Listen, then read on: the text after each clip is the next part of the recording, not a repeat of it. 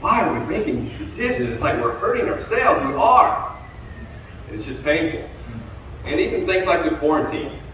It's like, take care of the sick, let the healthy move on. It's just, even seeing that in raising chickens and ducks. Why would I take all of my healthy chickens because one healthy chicken or chick is not doing well? Why would I make them all stop living? Why? And then I'm left without. Why? It makes no sense at all. And just like it doesn't make sense with animals, it doesn't make sense with people. It doesn't make any sense at all. Don't catch the water off my house roof because it's an asphalt roof. What do you say about that? Agreed. You don't want any of that stuff falling into your water catchment, right? It's all black tar, garbage, chemicals, and all those little sandy, go around every single time it rains, go look in your gutters. All those are there too, right? So all that's going into your first flush, all that's going into your other water, and it's just not good water to do.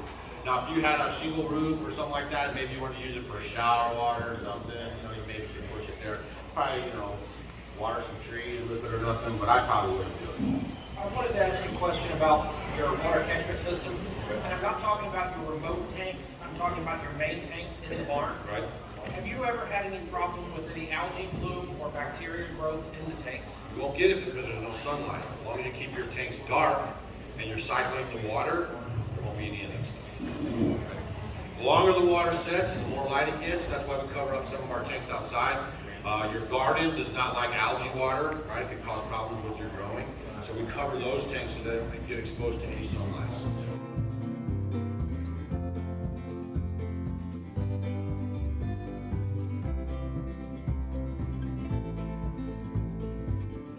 Okay, so I've been doing kombucha for probably 20 years. So I'm going to tell you a little bit about it first. The culture called a SCOBY is very similar, and it will self-generate just sitting in sweet tea. And it is good for detoxification because the acetic acid in particular, which is the same acid in apple cider vinegar, it helps the liver to detoxify. It's obviously very refreshing, and especially in the heat of the summer when you're working, it contains good things to rehydrate you, especially if it's effervescent, and we'll talk about how we can make it effervescent. As the fermentation process happens via the SCOBY, the symbiotic colony of bacteria and yeast, that's what SCOBY, symbiotic colony of bacteria and yeast. But these things eat up the sugar in sweet tea and turn it into kombucha. And in the process, they're eating the sugar, they're producing carbon dioxide, which provides effervescence. There's so many lessons that are learned from having this hands-on connection with animals that the lessons just translate and apply over to us as people. It really does. And seeing a culture and a society that is just so disconnected and so lost, it's like, we just got to get back to the basics. Some of this other stuff will be so much easier to figure out. And then when you are doing the basic things, like you guys, you see a lot of these things, you're like, what are you people doing? It makes no sense. This world's going to continue to get darker, and but one day, the future is brighter on the other end. Things are going to be ugly here coming up because we just keep making wrong decisions. We just keep living wrong ways of life. But we can make sure we can do what we need to do to take care of our household, both physically, spiritually, do what we can to get our household in order, and make sure that we're not living in chaos and making just wrong, lost decisions. Right.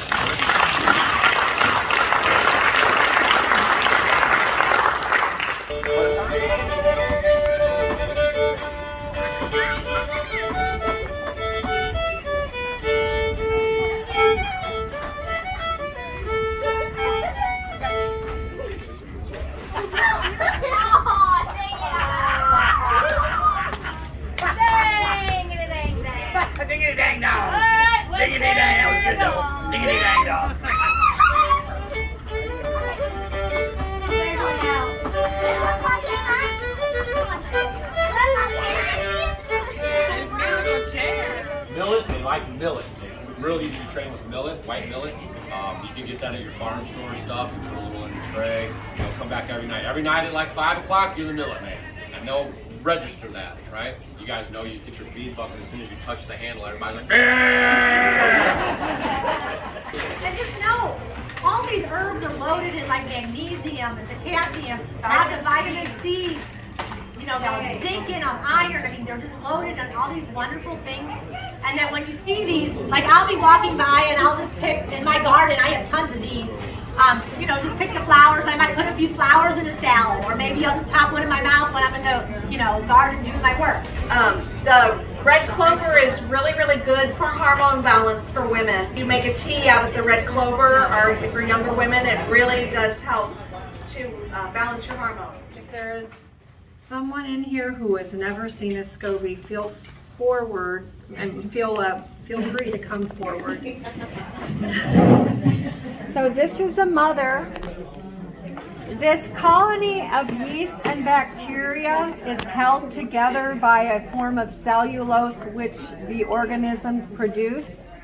And this is actually 2 layers. I can start another batch with this.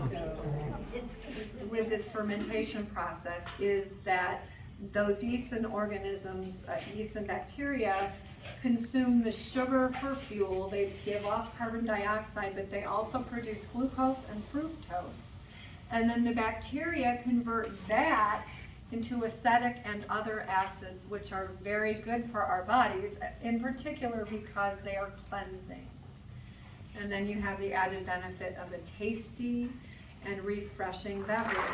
But the time is coming, and regretfully, we have to go through some tough times for humanity to learn its lessons overall. But the time is coming where they're going to get back to the basics. And during the meantime, do what you can to produce for you and for your family, and try to make the best decisions that you can. Get your household in order, and raise some chickens and ducks.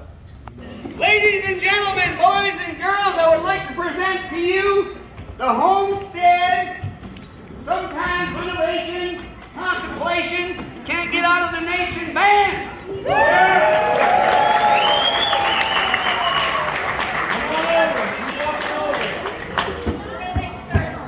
going to do a little, it's kind of tight up here, we're going to do a little dance presentation, and then we're going to have the wee ones that want to talk about it come over and tell us why they decided to do a little block here. You know, we're going to do some dancing, and then each child will come up and point to their block and say what it means to them. Are we ready? Yes.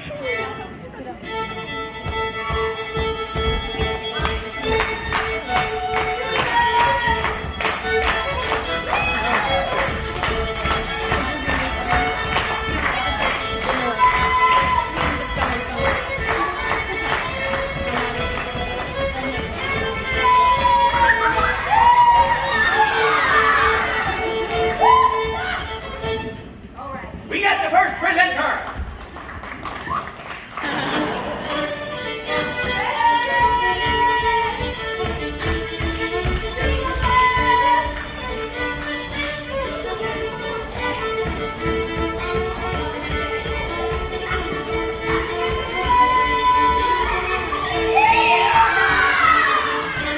Me and Bob, we have a special presentation that you didn't know about.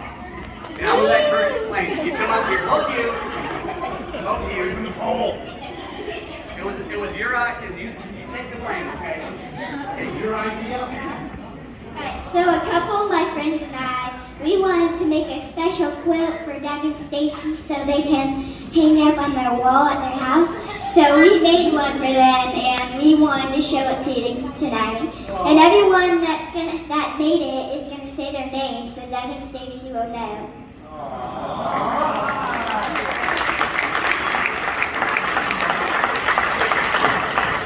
Yeah, okay. So they got the subscribe button, some joy and love, happiness.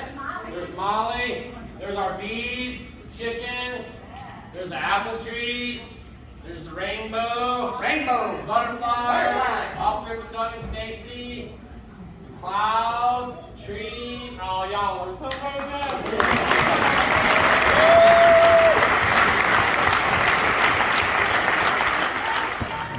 What a bang up couple days. Yeah.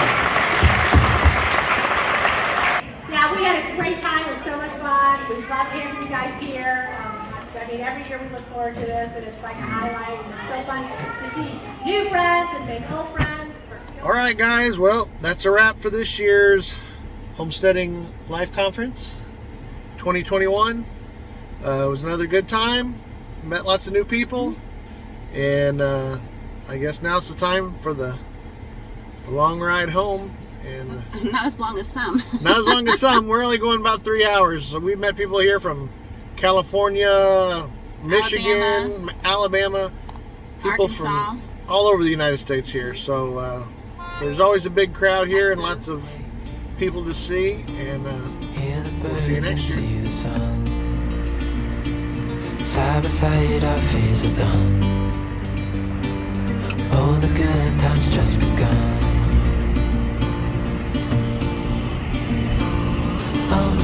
We know what we have, let's hold on tight. Found what we're looking for in life. Call us crazy, but things are finally right. With you and I, the future is bright.